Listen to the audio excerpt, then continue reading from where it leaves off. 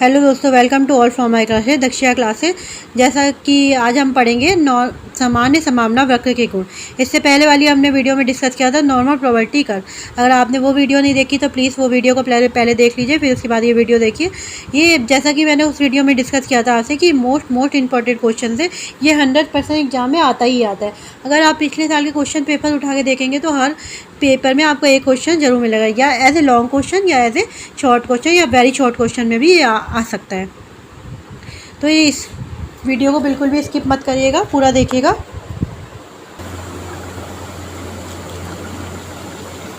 तो ये एग्जाम की दृष्टि से आपका मोस्ट इम्पॉर्टेंट क्वेश्चन है।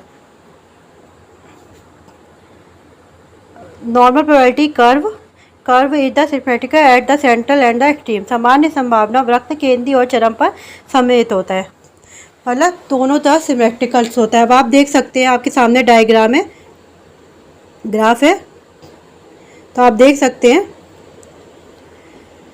ये आपका सेंटर हो गया और सेंटर के दोनों तरफ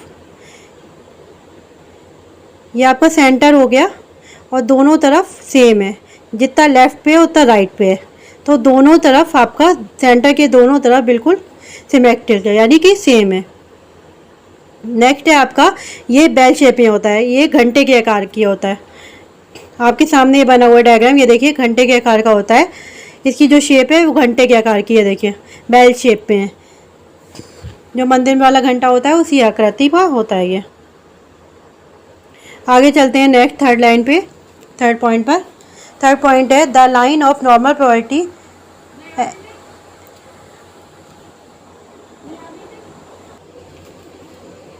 थर्ड पॉइंट है आपका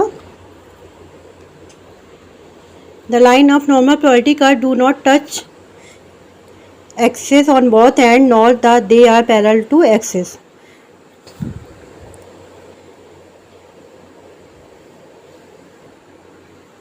देखिए जैसे आपके सामने डायग्राम है, ये ऐसी ऐसी लाइन है आपकी, और ये जो दोनों लाइनें हैं ना तो इसको टच करेंगी, इसको टच नहीं कर रही है, देख लें, ना ही यहाँ पे ये टच कर रही है, ना ही इसके पास जाएगी। यहाँ पर इसकी डिस्टेंस अलग है और यहाँ पे इसकी डिस्टेंस अलग है, तो पैरेलल का तो मतलब ही नहीं। तो इन लाइन की जो डिस्टेंस है वो अलग अलग है। साथ ही साथ ये लाइन को टच भी नहीं कर रही, यहाँ पे देखें, ऐसे ही चलती रहेंगी ये। तो ये ज़रूर ध्यान रखिएगा, कभी कभी ये पूछ लिया जाता है कि ये टच करती है कि नहीं करती है, तो ये देखिए यहाँ पे टच नहीं करती है लाइंस, तो ये ध्यान रखना आपको ज़रूरी है। आगे है next the middle part of normal probability curve contain the maximum number of frequency. यानी कि एनपीसी का जो मध्य भाग होता है उसमें सबसे ज़्यादा फ्रीक्वेंसी होती है।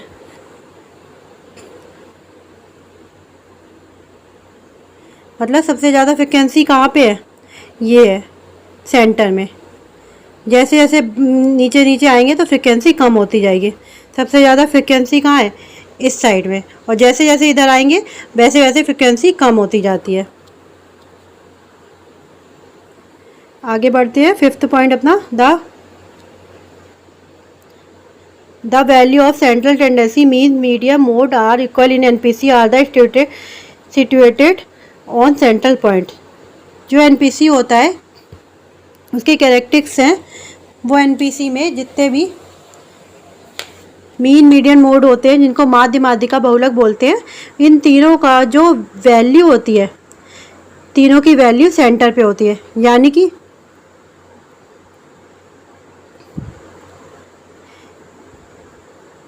कि तीनों जो वैल्यू होती है वो इक्वल होती है।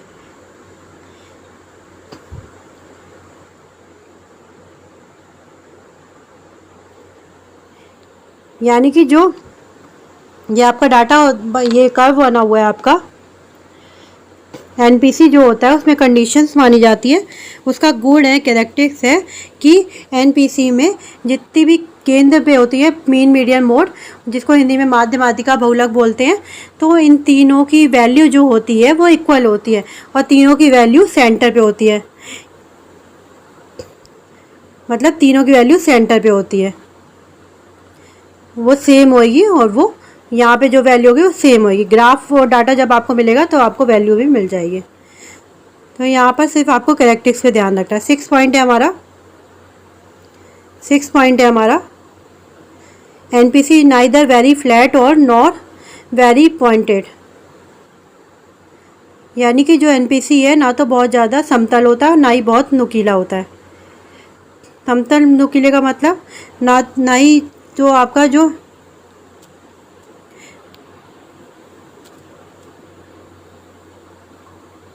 मतलब ना ही तो ये ऐसे होएगा और ना ही ये फ्लैट होएगा कि बिल्कुल ऊपर देखें, ना ही ऐसे होएगा और ना ही ऐसे होगा। ठीक है, तो नेक्स्ट पे चलते हैं।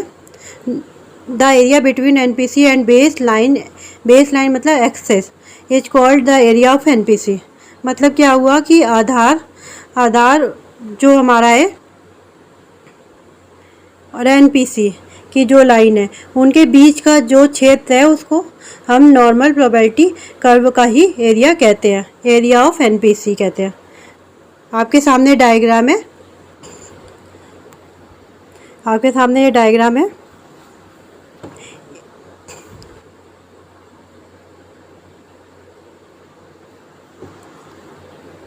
तो ये होगा आपका area of NPC.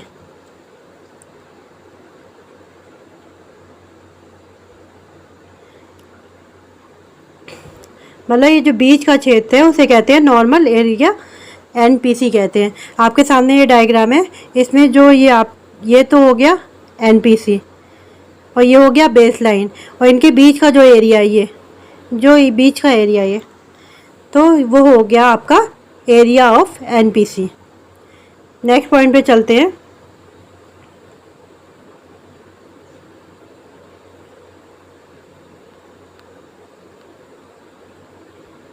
In NPC, the value of quartile division is almost 2-3 the value of standard division। यहाँ पे क्वार्टर डेविएशन और स्टैंडर्ड डेविएशन समझने की कोशिश ने मत करेगा, इसको अलग से वीडियो लाएंगे उसमें आप समझ लीजिएगा। यहाँ पे सिर्फ आपको कैरेक्टरिस्टिक्स ही लर्न करना है, जब वो वीडियो आपको देखेंगे तो आपको समझ में आएगा। यहाँ आपको फिर ये पॉइंट ही याद कर लेना है कि क्वार्टर डेविएशन होता है वो स्टैंडर्ड डेविएशन का ऑलमोस्ट 2/3 पार्ट होता है। ठीक है, तो यानी कि क्यू को हम क्वार्टाइल डेविएशन कहते हैं और सिग्मा को स्टैंडर्डाइज डेविएशन कहते हैं। जो क्यू हुआ उसको कहते हैं क्वार्टाइल डेविएशन और जो ये सिग्मा है इसको कहते हैं स्टैंडर्डाइज डेविएशन। सिग्मा की फॉर्म में निकाले तो स्टैंडर्ड डेविएशन होगा।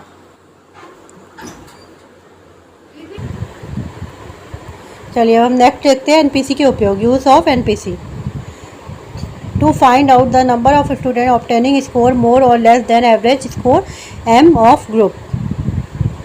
या एमपीसी का उपयोग कब करते हैं, जब हमें ये जानना है कि पूरी क्लास में जो हमारा एवरेज स्कोर है, औसत स्कोर है, औसत स्कोर से कम स्कोर वाले कितने बच्चे और ज़्यादा स्कोर वाले कितने बच्चे हैं।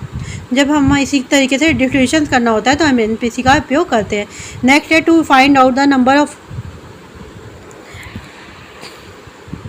जब हमें ये पता करना हो to find out the number of student obtaining score between the two score in a group. इसका मतलब है जब हमें ये जानना हो कि 70 से 80% के बीच में कितने बच्चे हैं, तो उसके लिए हम एनपीसी का उपयोग करते हैं। कैसे करते हैं, ये पूरा का पूरा फार्मूला आता है, उसके लिए फार्मूला लगाया जाता है।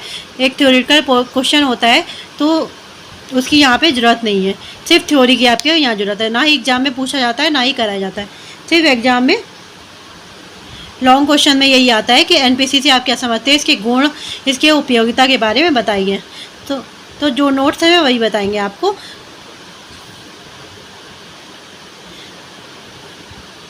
तो ये आप हेडिंग के रूप में लिख के फिर इसके अंदर थ्योरी लिख सकते हैं। तो जो फैक्ट है उसको याद करके बाकी हेडिंग के रूप में आप लिख के अपने पेज 4 या 5 पेज में लॉन्ग क्वेश्चन लिख सकते हैं। नेक्स्ट है आपका to find out the score limit for the student special condition in a group. यानी कोई स्पेशल कंडीशन में कि स्टूडेंट की क्या लिमिट्स है, अगर हमें इसका पता लगाना होता है कितने लिमिट तक उनके स्कोर आते हैं, परसेंटेज आते हैं, उसको जानने के लिए हम इसका यूज़ करते हैं। To divide a group into the sub groups so that the range of ability in each sub group is equal. जो क्लास है, अगर क्लास में 20 बच्चे हैं तो 20 बच्चों को अलग अलग ग्रुप में डिवाइड करते हैं, तब हम एनपीसी का उपयोग करते हैं। तो इस तरीके से डिवाइड करना है कि हर ग्रुप में हर ग्रुप की जो एबिलिटी है वो इक्वल हो, तो हम तब एनपीसी का उपयोग करते हैं।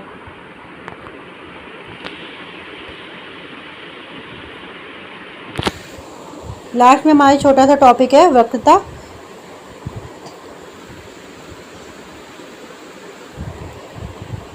वक्रता और विषमता।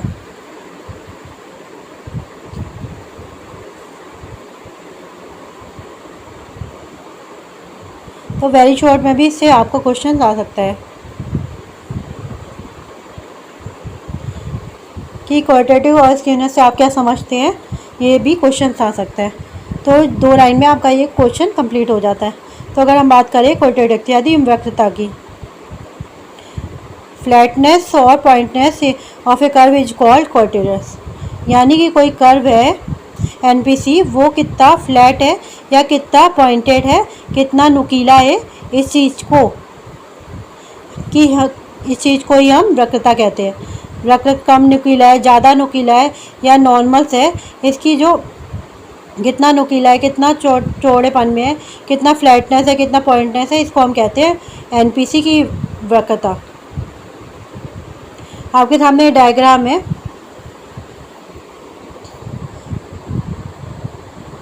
एक तो ये आपका ये वाला कर्व हो गया, एक ये वाला कर्व हो गया, ये कर्व हो गया और एक ये कर्व हो गया। तो 3 कर्व आपको बने हुए एक ही डायग्राम में, तीनों को ऐड कर लिया गया ताकि आपको समझने में आसानी हो। तो जो ज़्यादा नुकीला होएगा, जो ज़्यादा पॉइंटेड में होगा, जैसे रेड वाला है ये, तो इसे हम कहते हैं लेप्टोकर्टिस। लेप्टोकर्टिस।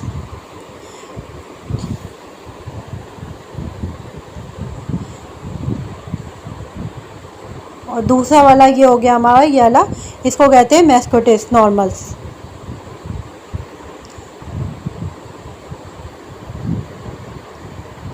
ना ही ज़्यादा पॉइंटेड है ना ज़्यादा फ्लैट है, तो ये वो इसको कहते हैं मैस्कोटिक्स। लास्ट में आपका आता है जो फ्लैट होता है, इसको कहते हैं प्लेटिकटिक्स, जो नेगेटिव में चला जाता है, तो इसको कहते हैं प्लेटिकटिक्स। लेप्टोकर्टिस आपका पॉजिटिव होता है और ये नेगेटिव माना जाता है।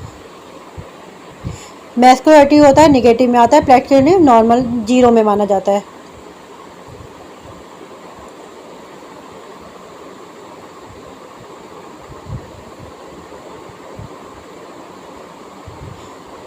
प्लेटिकोटिक नेगेटिव में जाता है।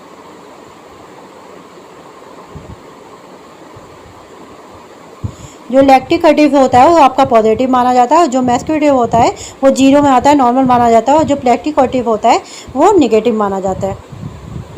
नेक्स्ट हम बात करते हैं विषमता की। Skewness is the mean the distribution of score frequency on both side of the mid point. यानी कि विषमता का तात्पर्य मध्य बिंदु के दोनों ओर स्कोर आवृत्ति का वितरण से होता है। मतलब मिड पॉइंट के दोनों ओर फ्रीक्वेंसी का डिस्ट्रीब्यूशन किस तरह से है।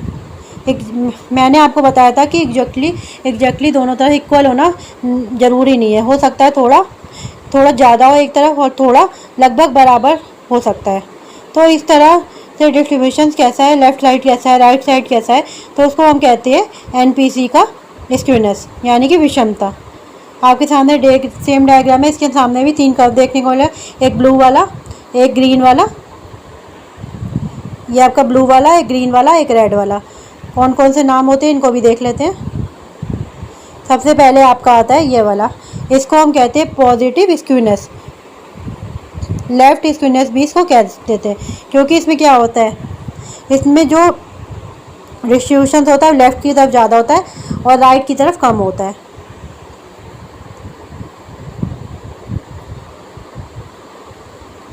तो ब्लू वालों को हम कहेंगे लेफ़्ट स्क्यूनेस या पॉजिटिव स्क्यूनेस। उसी तरीके से अगर ये ग्रीन वाला है इसको नेगेटिव स्क्यूनेस कहेंगे, या राइट स्क्यूनर, और जो नॉर्मल होता है वो ये होता है, यानी कि सिमेट्रिक्स।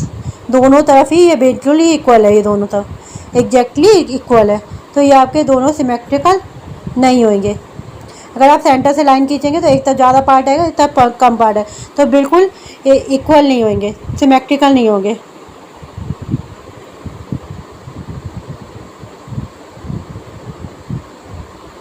जिसमें कोई विषमता नहीं होगी वो आएगा सिक्रेटल। ये है सिक्रेटल आपका। तो ये